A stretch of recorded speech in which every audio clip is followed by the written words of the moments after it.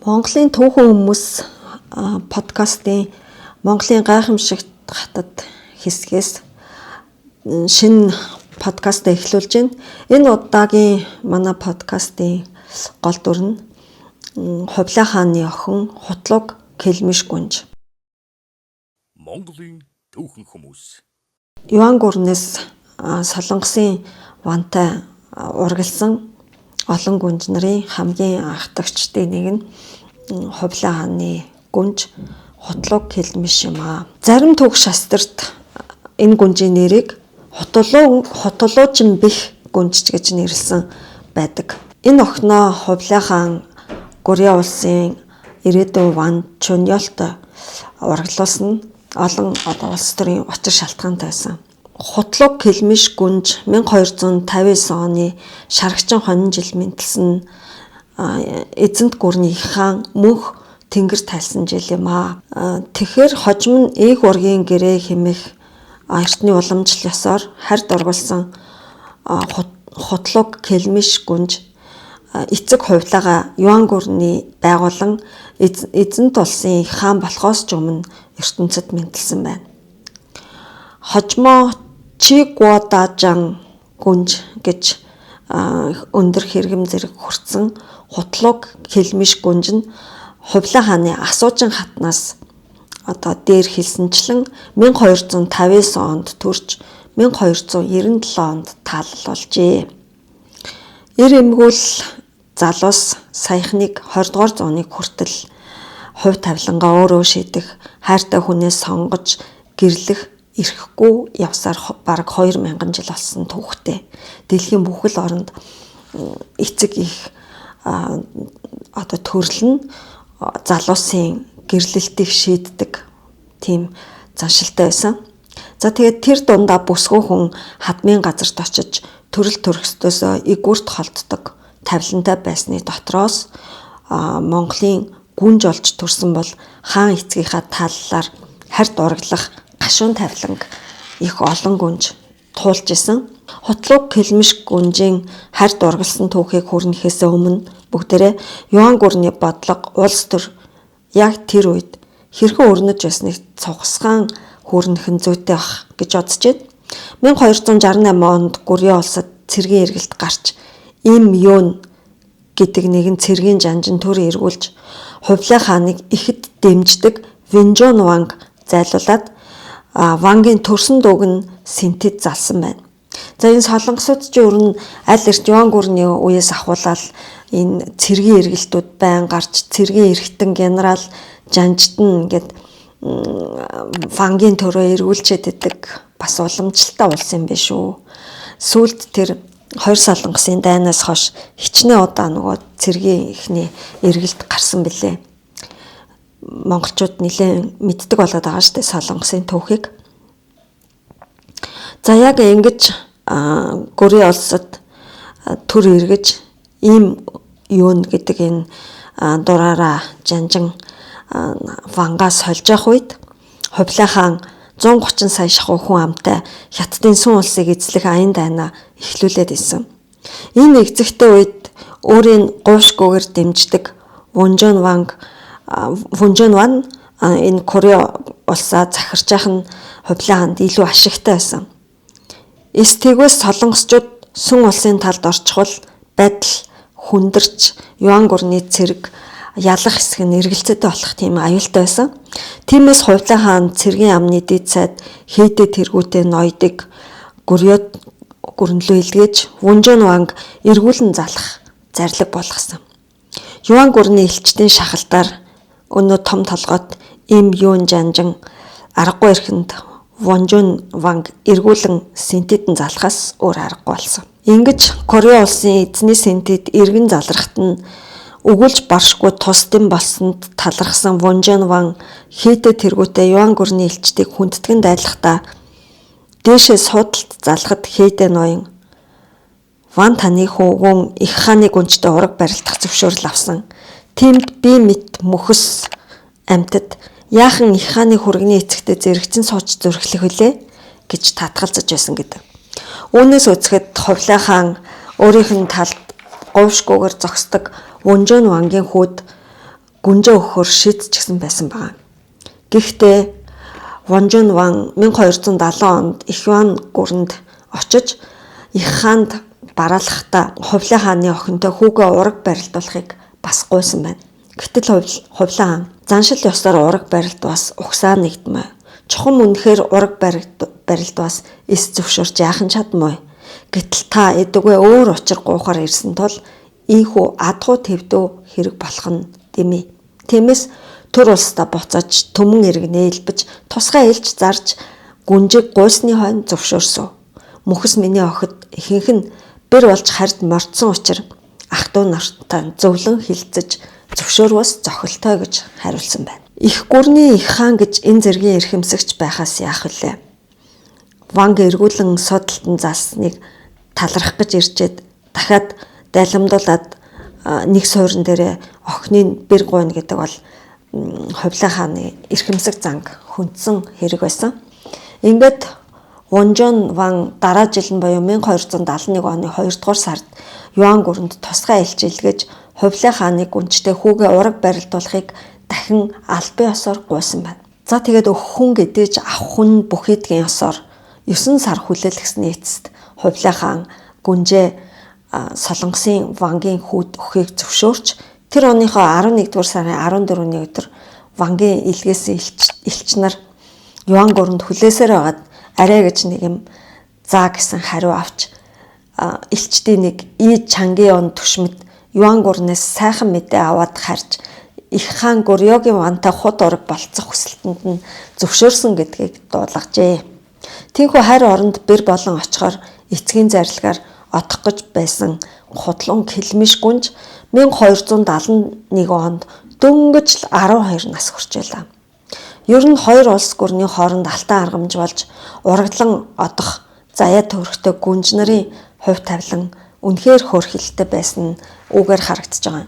Дөнгөж 12 настай бараг ээжийнхээ өврөөс гараагүй охиныг хэдийнэ хизээч зүсийг хараагүй шахуу энэ одоо харь улсын өөрөөс нь олон насны зөрөөтэй Вангийн хүүд өгөхөөр эцэг нь зөвшөөрчихсэн байна гэдэг бол өнөөгийн бидэнд төсөөлшгүй зүйл.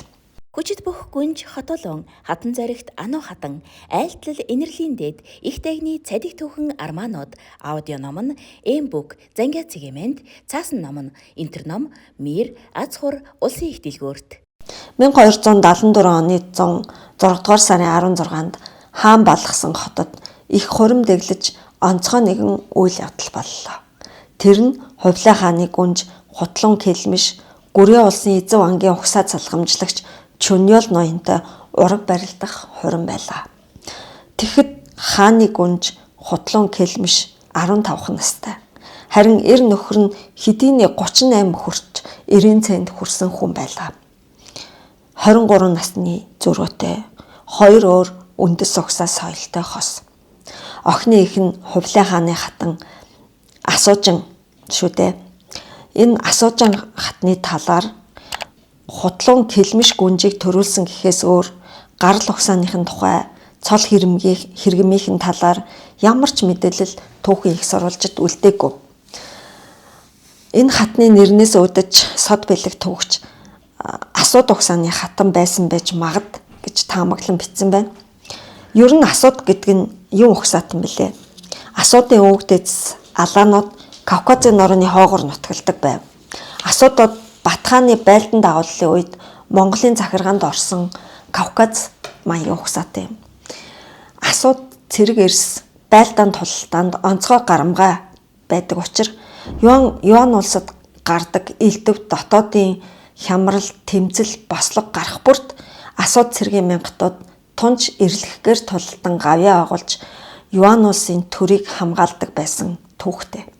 Их хаан Хувлаа сүн улс далайн дундах Японы арлуудыг эзлэн эрхшигтэн Гурьё улсыг тэр хоёр улстай нэг эвсэл болохгүй ах хэрэгтэй байлаа. Мөн Леодоны хоогийг эзэмшдэг Тэмүүгэн от чигэн бүх бэлгүүдийн удмынхан өдрөөс өдөрт улам хүчрэгжиж байсан хагаад тэднийг хянаж байхад Гурьё улсын газар нутаг бас Хувлаан хувьд түшиж газар нэсэн. Энэ бүх эрх ашигын үднээс Хувлаа хаан инхүү дөнгөж 15 настай хутлууг охиноо Солонгосын ирээдүйн вантай дэр нэгтгэх шаардлагатай болсон байна.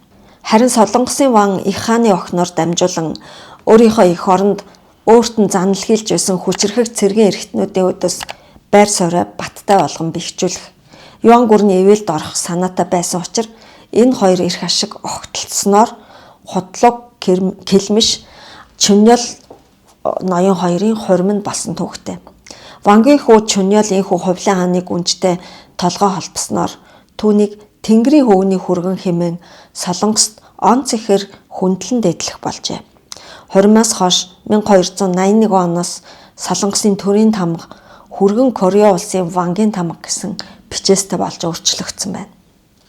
Урд нь Солонгосын ванг таалалд болоход өвөг гэсэн утгатай Жон гэсэн ханзаар цол өргөмжилдэг байсан бол Юан гүрний хараад болсноос нь хойш Чүн буюу шударгуу гэсэн утгатай ханз бүхий цолыг ванд нэхэн олгодог болжээ.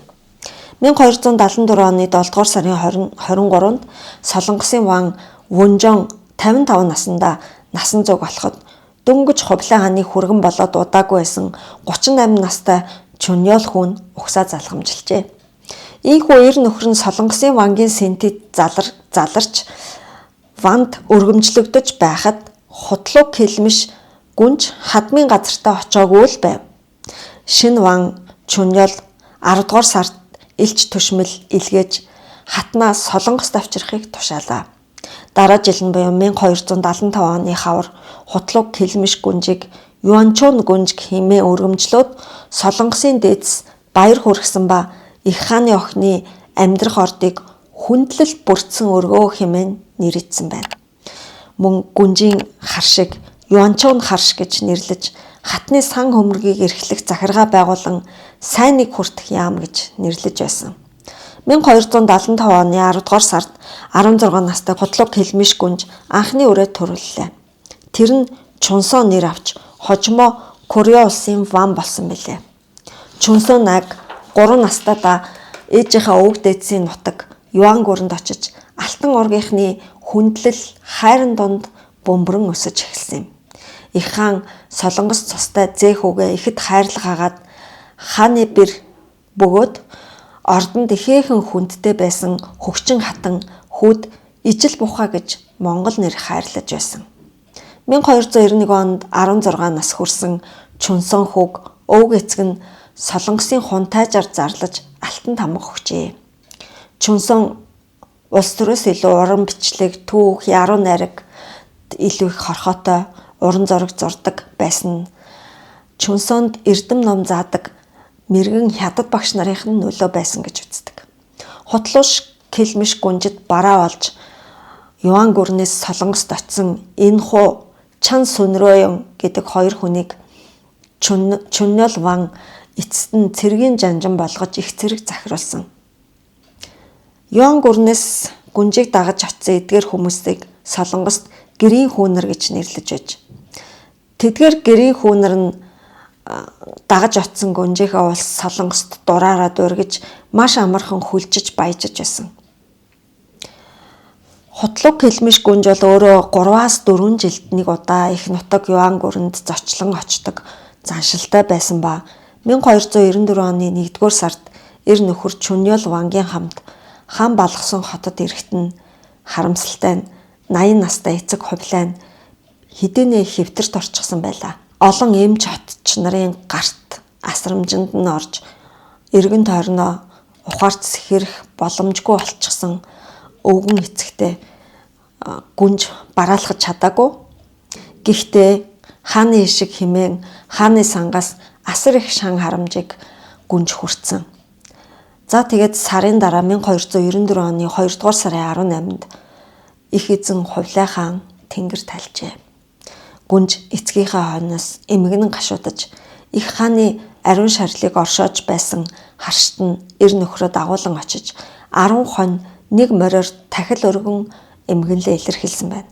Гэтэл Юан гүрний ноёд жанжид ихэд дургуцаж Тэнгэрийн хөөний тахилгад мужийн өчүүхэн эзний ёсоор ёслол үзүүлэгч гэжтэй хэмээн дургуцлаа илэрхийлж байсан гэдэг.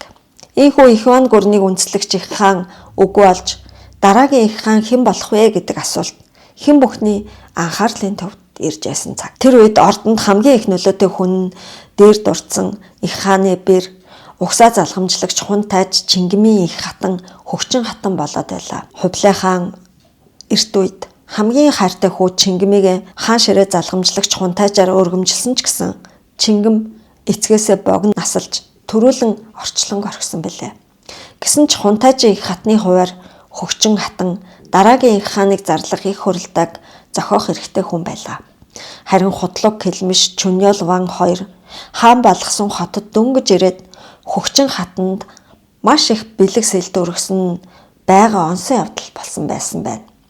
Их хааны гашуудал төгсөж хаврын ойр ормогц Юан гүрний дээд Салтан ургийнхан сэрүүн сайхан Шанду хот руу нүүцгээхэд Чүньёл Ван хатныхаа хамтч бас язгууртнуудыг даган тийшээ явжээ. 5 дугаар сарын 9-нд Юан гүрний дээдс хөгчин хатны баг хуу өг дээдсийн нийслэл хар хормоос ирэх гэж байсан төмрийг хөл ихтэйгээр ухтан авахд мөн л Кореа улсын Ван хатан хоёр оролцож байлаа. Их хаан болох хамгийн магадaltaй хүн төмөр болон түүний төрсөн ах Гамала Ван хоёр байсан юм. Түгшүүрт байдал донд их хуралдаа олж зарим алтан ургийнх нь Гамала Ванг дэмжиж зарим нь төмрийн талд орж аль талд хүч ирэх нь тодорхойгүй байсаар эцэст нь төмөр хаан ширээн заларч ах トゥ хоёрын хэн нь хаан болох вэ гэдэг дээр бооцоо тавьдаг юм бол Чүньёл Ван хутлуг гүнж хоёр мөрийнд хожсон байна. Өөрөөр хэлбэл тэр хоёр эртнээсээ төмрийн талд элтэд зогсож байсан юм. Тиймээс үлзий төмөр хааныг хүндэтгэх их дайлага болоход Чүньёл Ванг 7 дугаар судалт ирмэлсэн ихэд өндөр байр суурь байлаа. Тэр үед 51 сүдэр зооглож байсан Чүньёл Ван гавьяа ихтэй нас өндөр хүн гэсэн шалтгаанаар хааны ордны их хаалга хүртэл сүйх тэрэг хүлэглэн явах эрх ям хүртэж асар их мөнгөөр шан хүртжээ. Гавьяа ихтэй гэж Чүньёл Ванг өргөмжлөхөөс ч аргагүй юм. Хадам эцэг хувлайн зарилгаар Чүньёл Ван цөөнгөө удаа Юан гүрний төлөх байлдаан тултаанд солонгос цэргээ манлайлан орж Хувлай хааны эвлэршгүй дайсан Хайду хааны үүдээс нэг бос удаа цэрэглэн тултаж явсан түүхтэй. За тэгээд энэ Хайду хааны тухай Хайду хааны Хувлай хаантай хийсэн том тулаануудын тухай сонирхол миний бичсэн Хотол цагаан гүнж болон Уулсын домог хотолон номыг уншиж болно шүү. Түүхэнд Хайду 80 нарын бослог гэж нэрийдсэн их тулаанд Хувлай хааны ач Гамала Юан гүрний алдарт Баян жанжны хамт их цэргээ удирдан орсон бол тэдний арт талд нөөц хүчнэр Чүньёл Ван солонгос цэргээ авч дайран ороход бэлэн хүлээж байсныг түүхэнд тэмдэглэсэн байдаг.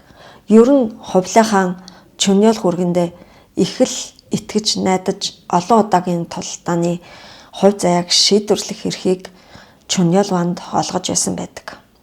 Тийхүү хутлуг гүнж эцгээ өдөх гашуудалд оролцож дараагийн их хаан үлзэд төмрийг ширээнд залрахыг үзээд 6 дугаар сард Шанду хотоос Солонгос нутгийнхаа зүг хүлгийн жолоо залжээ.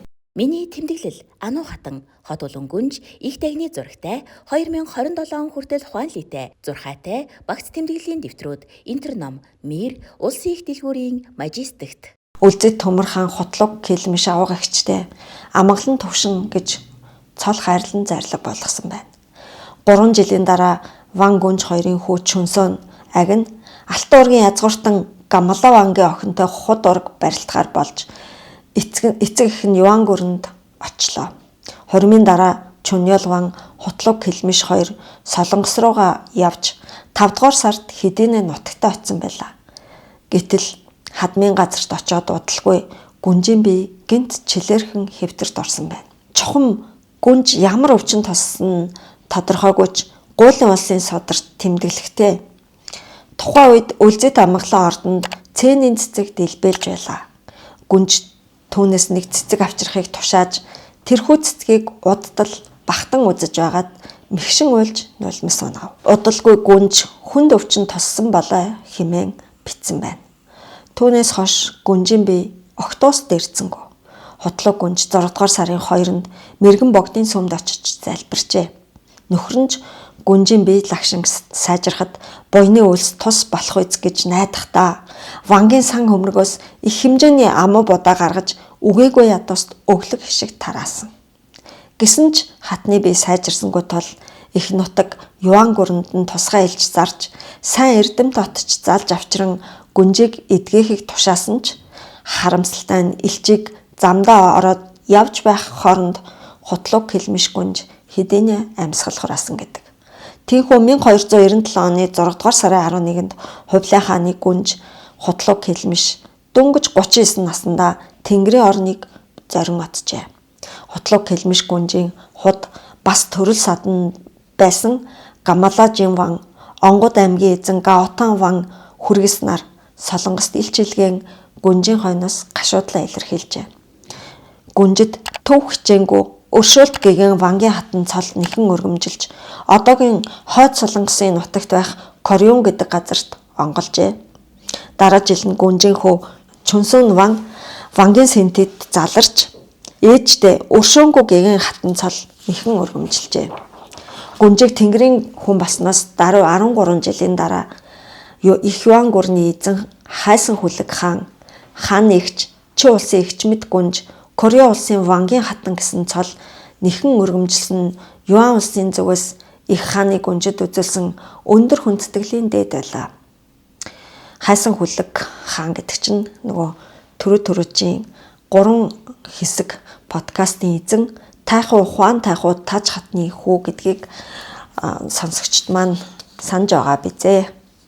За ийхүү Хувлай хааны гүнж Асуужин хатнаас төрсөн хутлуг хэлмиш Солонгосын Вангийн хатан мөн дараагийн Чүнсүн Вангийн ээж ийм нэгэн сонирхолтой түүхтэй нэгэн Алтан ургийн Монгол гүнжийн тухай энэ удаагийн подкаста ингээд жаргаж байна.